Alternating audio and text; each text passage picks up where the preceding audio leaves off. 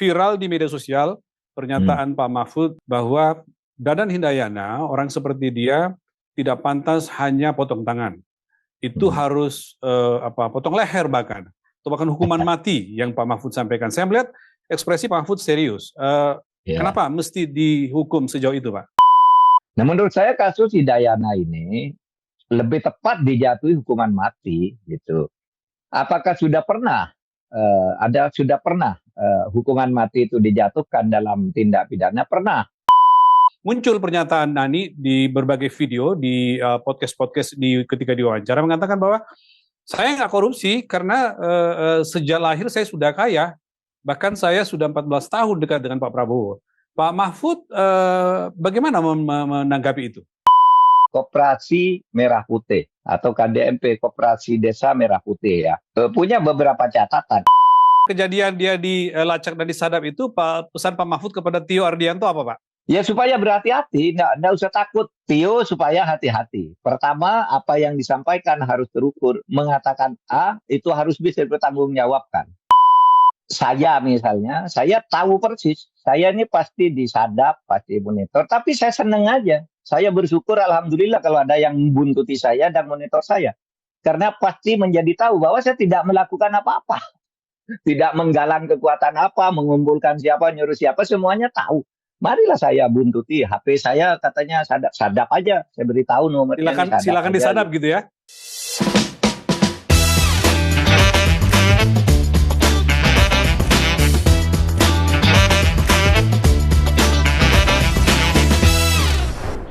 Jumpa lagi dengan Terus Terang Mahfud MD.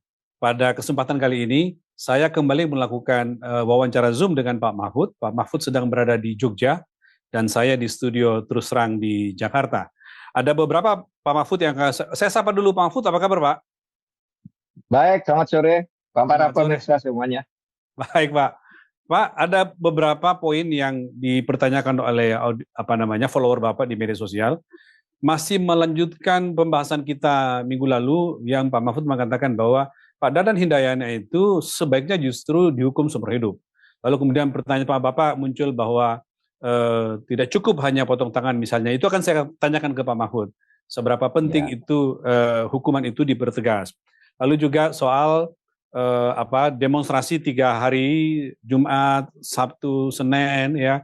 Mahasiswa begitu banyak, begitu masif, saya akan minta pandangan Pak Mahfud.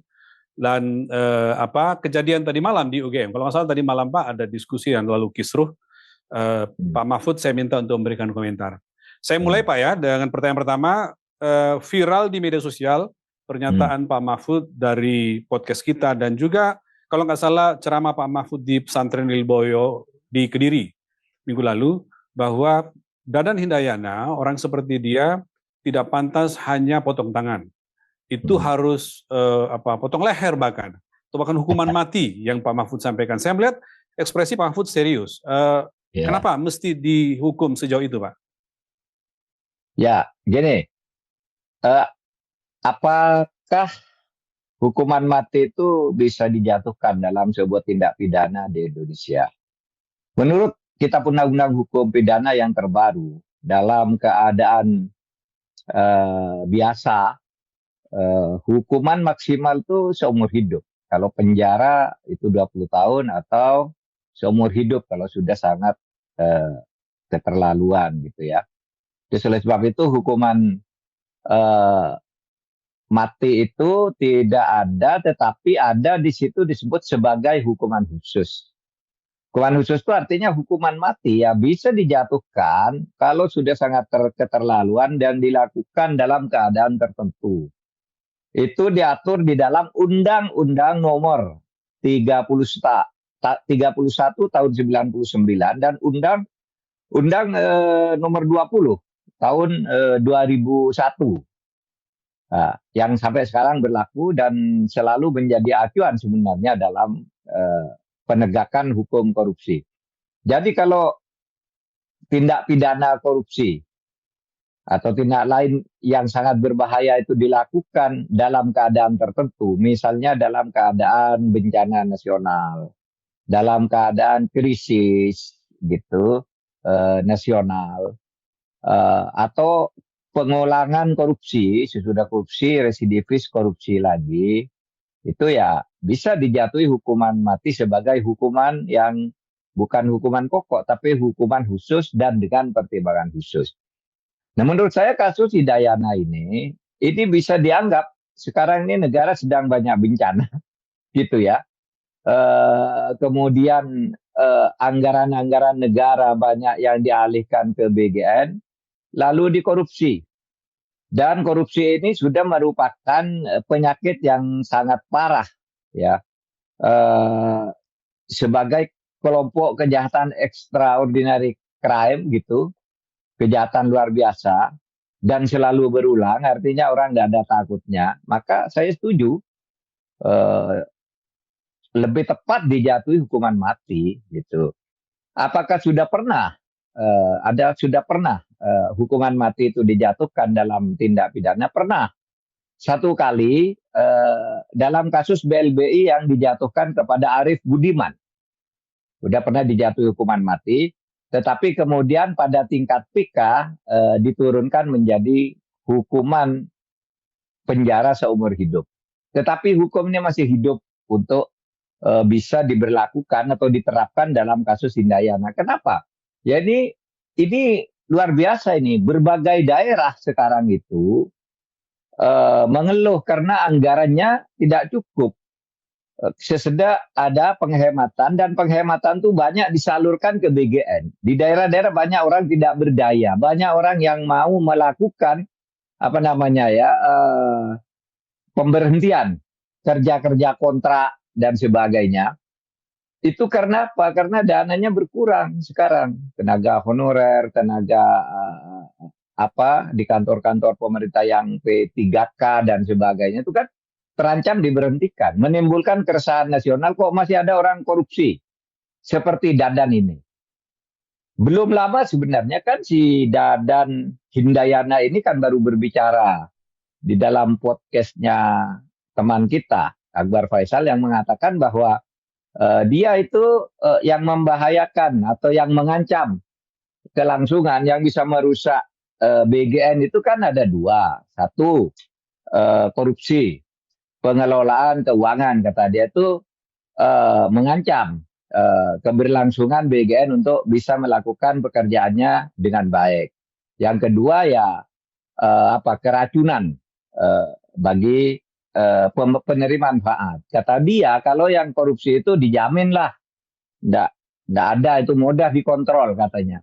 Tapi yang memang jadi masalah bagi dia masalah keracunan. Yang kedua yang langsung menyentuh badan para penerima manfaat.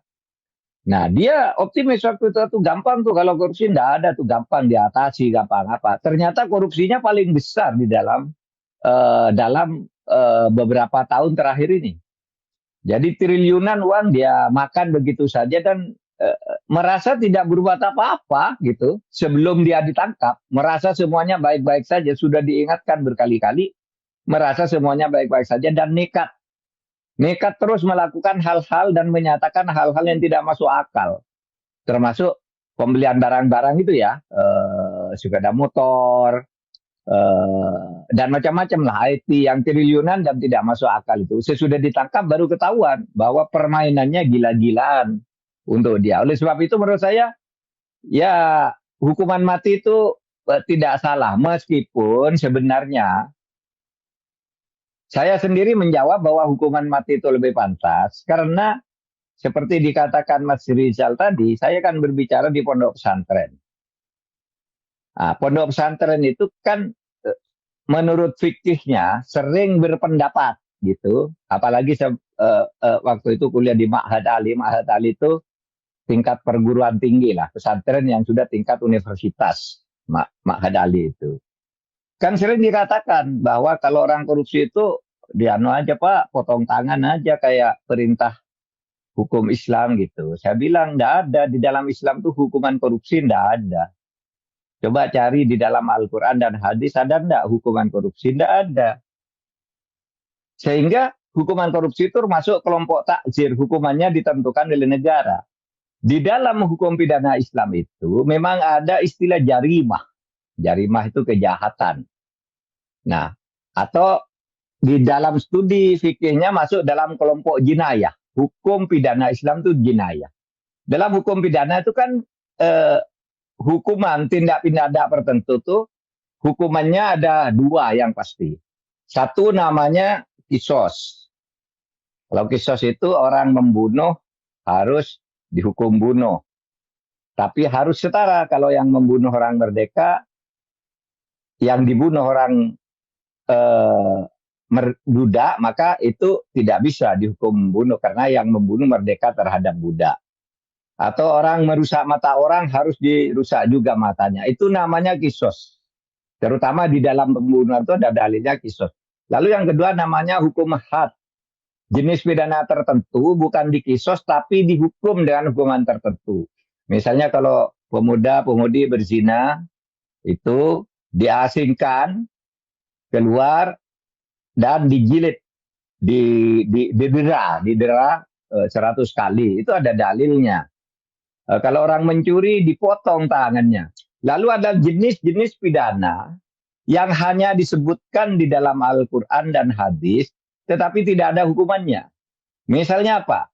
Misalnya korupsi. Korupsi itu tidak ada di Al-Quran. Mau dihukum apa coba? Tidak ada kalau cari di Al-Quran. Di Al-Quran itu memang ada penyuapan terhadap hakim.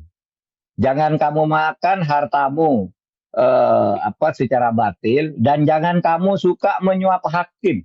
Itu ada di Al-Quran, surat Al-Baqarah ayat 88 itu kalau tidak salah. Itu penyuapan kepada hakim untuk mengambil keuntungan harta dari saudara-saudaramu sendiri itu. Lalu di dalam hadis Nabi ada riswah.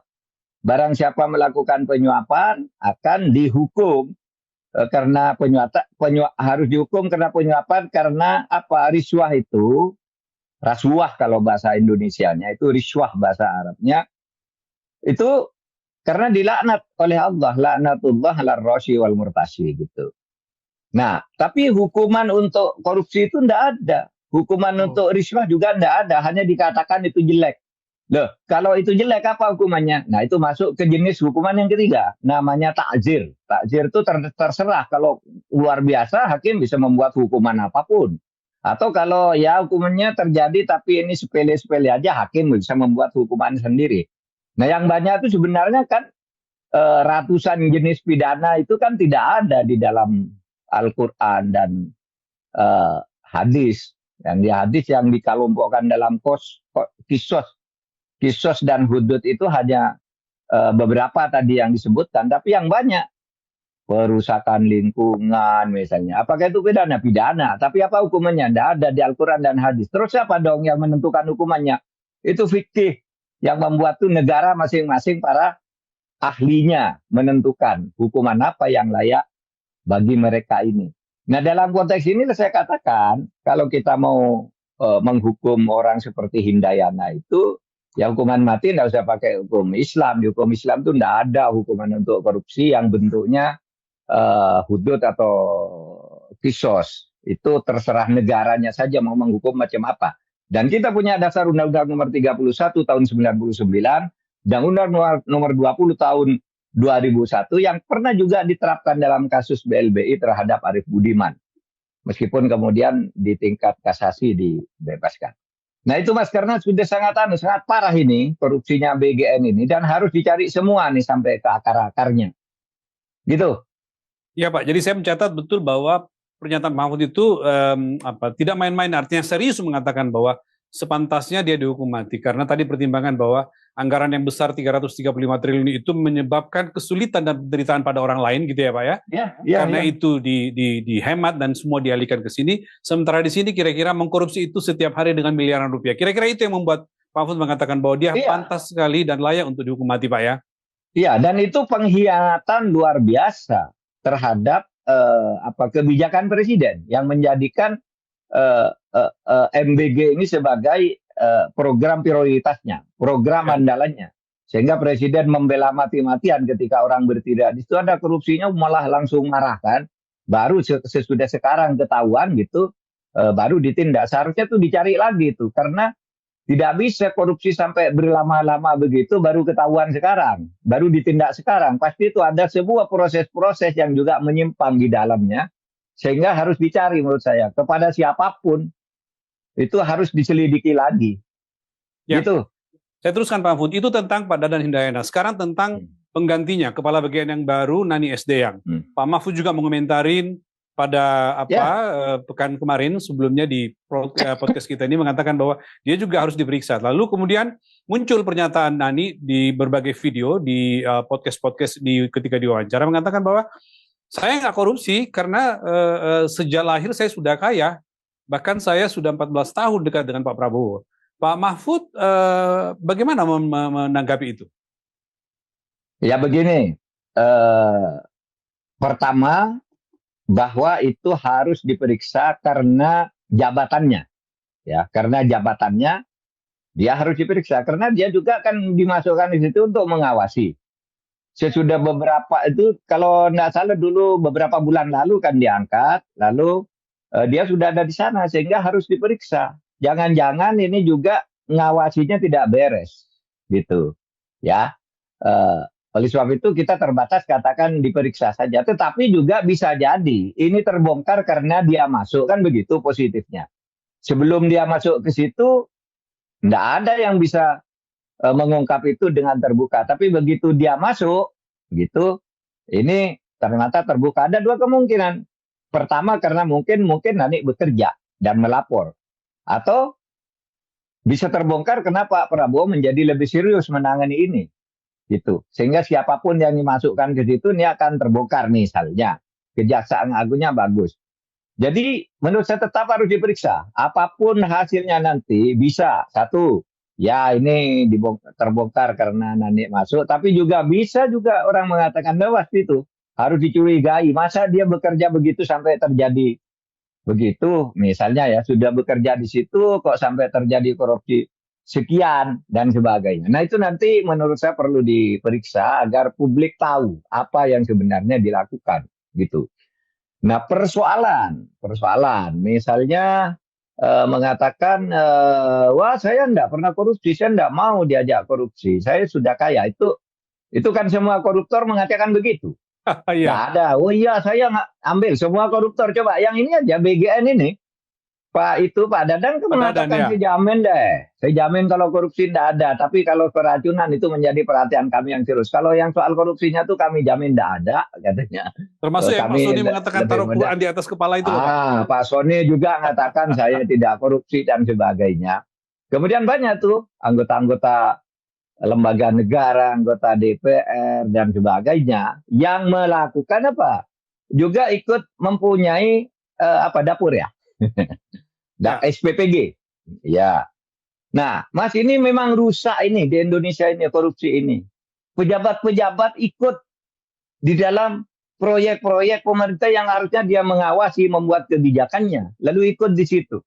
Di zaman Belanda saja dulu ada reglemen, ya, reglemen nomor 321 tahun 1900. Itu isinya jelas. Saudara hubungan keluarga seorang pejabat satu baris ke samping dan satu baris ke atas itu tidak boleh ikut dalam proyek pemerintah Belanda loh. Itu zaman Belanda Pak ya, udah ada itu ya? Zaman Belanda ya, dan itu berlaku sampai tahun 2023 peraturan itu. Jadi buat oleh Belanda itu nggak boleh kata pemerintah Belanda. Keluarga pejabat itu satu baris ke samping itu artinya saudara. Nggak boleh satu baris ke atas dan ke bawah itu ayah atau anak, ibu atau anak perempuan itu nggak boleh ikut-ikut proyek pemerintah. Nah sekarang ikut partai, ikut parlemen, ikut saudaranya gubernur ikut, familinya menteri ikut, semuanya ini bancaan untuk makan uang rakyat. Belanda yang kurang ajar itu aja masih mengatur itu tidak boleh karena itu kejahatan kemanusiaan. Ini orang yang beradab berpancasila malah ikut rame-rame, kurang ajar semua tuh.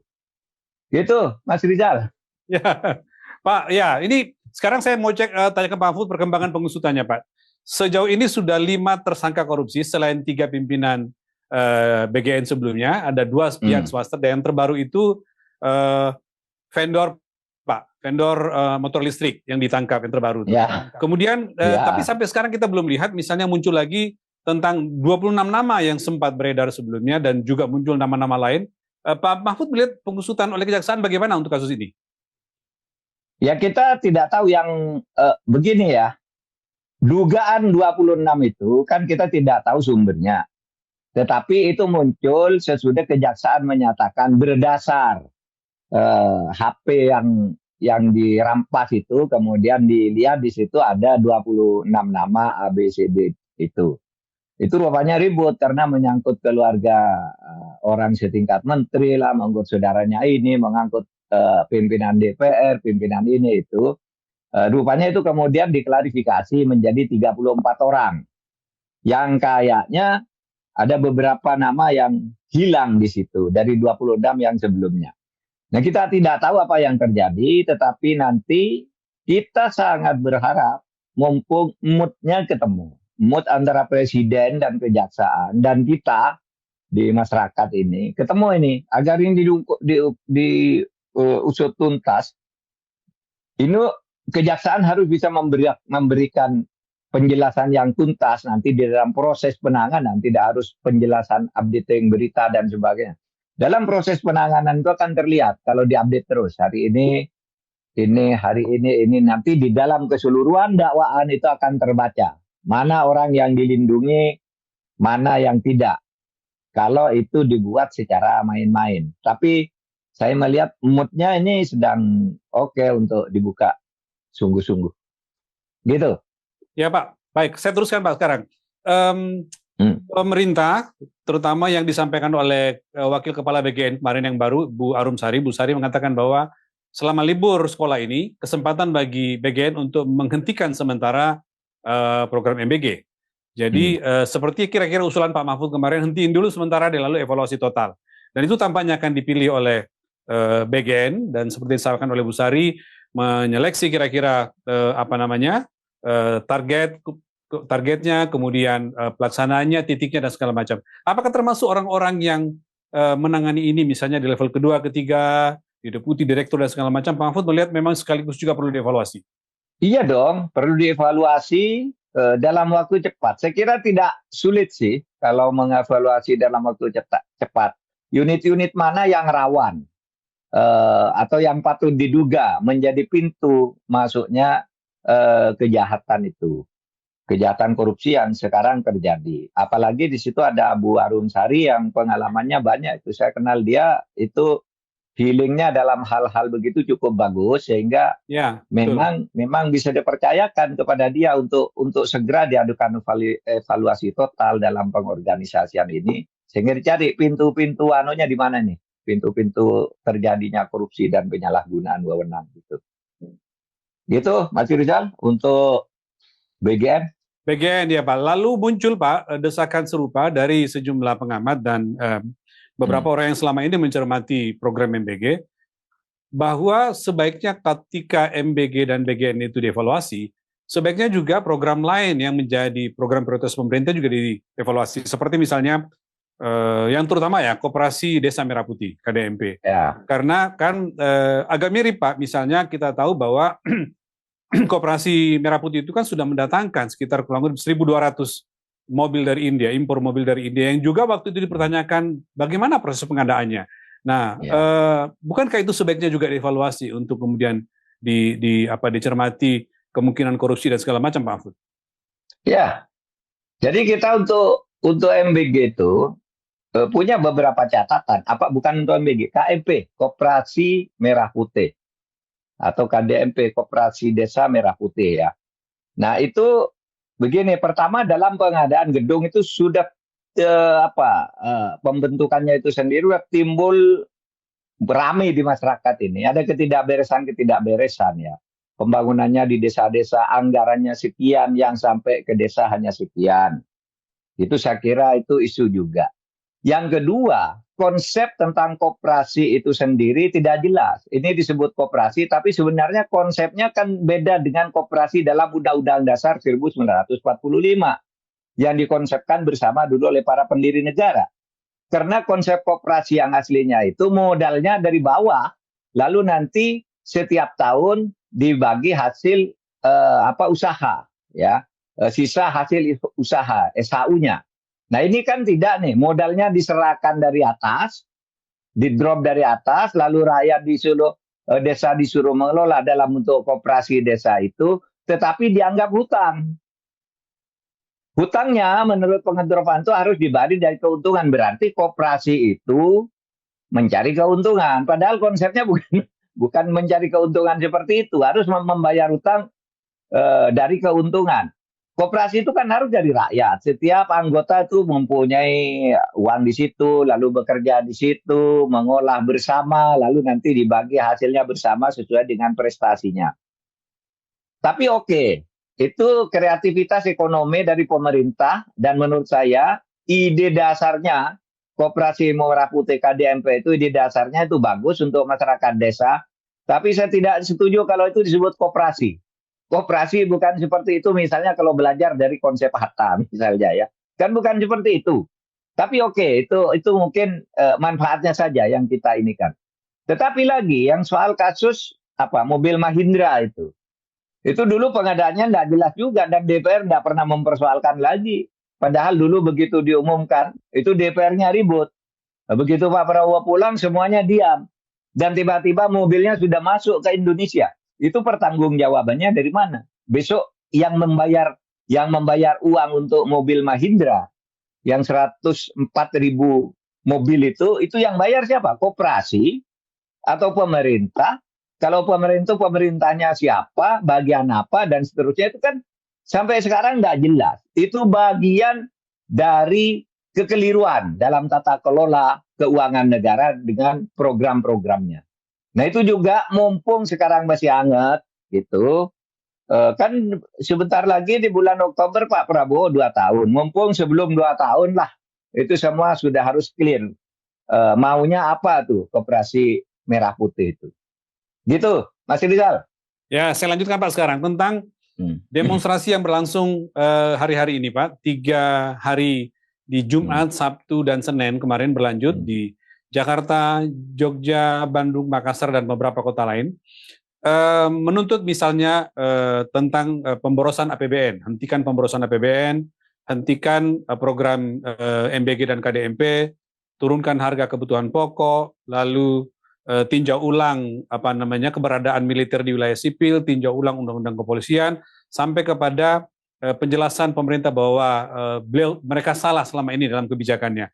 Pak Mahfud melihat demonstrasi sekarang dan berlangsung selama 3 hari itu, apa pesan yang ingin disampaikan kepada mahasiswa, dan sebaiknya pemerintah menanggapi demo seperti itu bagaimana dalam kondisi seperti sekarang? Menurut saya tuntutan mahasiswa itu semua rasional, berangkat dari fakta-fakta di lapangan. Semua yang diminta itu kan masalah pemborosan, masalah MBG, beberapa diantaranya sudah terbukti, gitu ya. KDMP masih banyak menjadi sorotan. Itu silakan dijelaskan saja kan. Tetapi yang pokok dari semua itu, sekarang ternyata mahasiswa itu tidak bisa sepenuhnya bisa dibungkam, ya.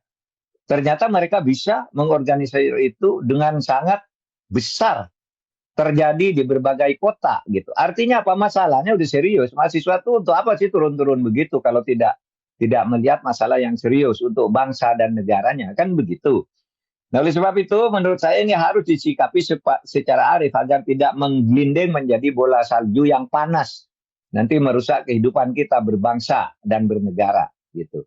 Jadi yang dituntut oleh mahasiswa apa yang tidak rasional, kan semuanya masuk akal. Jangan boros-boros APBN, MBG hentikan, KDMP hentikan, apalagi itu TNI dan Polri yang eksesif, itu kan juga menjadi perhatian kita semua. Yang misalnya peran-peran TNI sudah keluar dari arah reformasi kita, TAP MPR nomor 6 dan 7. Kemudian kebijakan-kebijakan undang-undang yang sudah benar mengatur TNI dan Polri itu sudah mulai sekarang eksesif gitu. Sudah kembali lagi ke yang lama. Sudah mulai kembali ke yang lama. Padahal dulu yang lama itu ketika memisahkan TNI Polri, membuat kebijakan anti korupsi, membangun demokratisasi, itu kan ketika reformasi awal-awal tahun 98, sekurang-kurangnya sampai 2009, itu kan bagus, gitu ya. Kelembagaannya bagus, peraturannya bagus, tindakannya bagus. Lalu mulai secara pelan-pelan bergeser menjadi lebih koruptif dan menjadi sangat masif beberapa tahun terakhir ini. Nah, oleh sebab itu, menurut saya mengingatkan mahasiswa, mengingatkan, ayolah kembali ke reformasi yang kita angankan untuk menata negara ini dengan sebaik-baiknya. Nah, itu Mas soal yang mahasiswa itu kita Ya, ikuti saya lanjutkan perkembangannya. sekalian Pak. Tadi malam itu di Jogja ada Ya, diskusi yang berlangsung tetapi akhirnya rusuh gitu ya.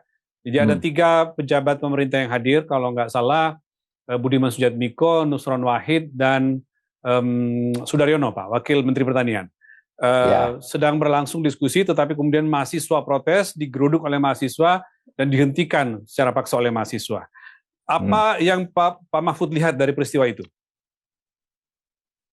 Ya, ini rangkaian ya dari peristiwa demo-demo 3 hari ini kan ini bagian dari itu. Tapi kita bergeser dari latar belakang tadi, Ya, kita perluas. Ini kan persoalannya begini. Ini tata kelola pemerintahan ini oleh masyarakat ini banyak dianggap sudah tidak demokratis, ya. Hukumnya nggak jalan. Hukumnya itu hukum yang hasil-hasil ditukangi. Itu saya kira tidak bisa dibantah dengan keterangan-keterangan yang bohong. Masyarakat merasakan itu. Hukum-hukum hasil pertukangan itu kan kadang-kala dibuat secara diam-diam. Lalu terjadi represi. Nah, kan kita selalu bicara dalil. Ya. Kalau demokrasi itu berjalan sesuka sendiri karena kendali kekuasaan oleh orang yang memegang kekuasaan terbesar karena menang pemilu atau karena koalisi dalam arti negatif, artinya koalisi kong kali kong gitu, di antara para pemilik kekuasaan disatukan lalu menindas, lalu hukumnya tidak jalan, maka yang terjadi 2. Di tingkat elit itu akan terjadi korupsi tapi juga saling sikat di antara mereka.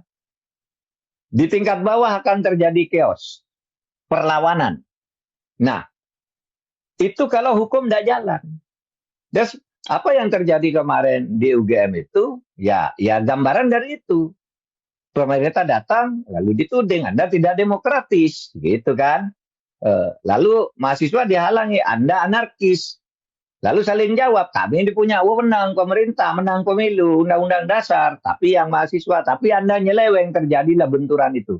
Nah, itu satu contoh kecil yang muncul dari UGM. Betapa kalau demokrasi itu tidak dijalankan, dikawal oleh hukum dengan baik, maka yang akan terjadi seperti di UGM itu. Pejabat lalu terpaksa dievakuasi, pejabat diusir, dan sebagainya. Itu kan tidak baik gitu. Apakah mahasiswa baik melakukan itu? Tidak baik juga, tetapi harus dicari penyebabnya. Oleh sebab itu tidak usah diperpanjang. Siapa fotonya kemarin orang yang berteriak-teriak itu, mari kita cari. Tidak boleh begitu, gitu. Itu memang itu hukum lah. Hukumnya itu memang sudah begitu. Dalilnya, kalau Anda main-main dengan demokrasi di tingkat atas, di bawah rakyat akan anarkis, mencari jalannya sendiri. Nah, biasanya itu akan melebar-melebar menjadi bola salju yang panas, lalu terjadi sesuatu. Nah, kita halangi ini agar tidak sampai terjadi sesuatu. Caranya gimana? Evaluasi.